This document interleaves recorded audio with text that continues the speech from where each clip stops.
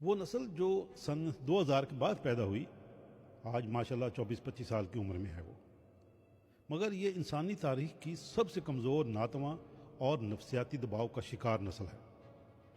جسمانی طور پہ لاغر، ذہنی طور پہ منتشر، اور تربیت سوشل میڈیا سے حاصل کی گئی ہے، نہ کہ گھر کے بڑے بزرگوں سے۔ ہر وقت موبائل فون، اسکرین، ٹک ٹاک، انسٹا، فیس بک، اور نتیجہ گردنوں میں خم ہے، آنکھوں میں کمزوری ہے، جسم میں طاقت کی کمی، اور رشتوں میں برداشت کی عدم موجودگی، اور آئی کیو لیول بالکل زیرو۔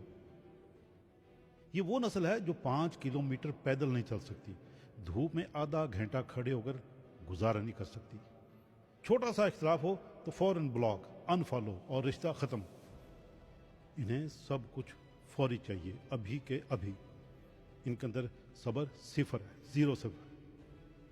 مغرب میں انہیں بوم رنگ جنریشن کہا جا رہا ہے، کیونکہ یہ باہر رہ کر زندہ نہیں رہ سکتے اور واپس ماں باپ کے گھروں میں آ رہے ہیں۔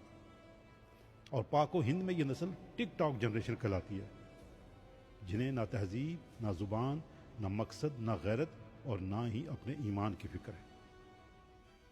اور ذرا سوچیں، اگر اللہ نہ کرے قوم پہ کبھی بھی غزہ، شام، عراق یا یمن جیسی آزمائش آ گئی تو کیا یہ نسل زندہ رہ سکے گی؟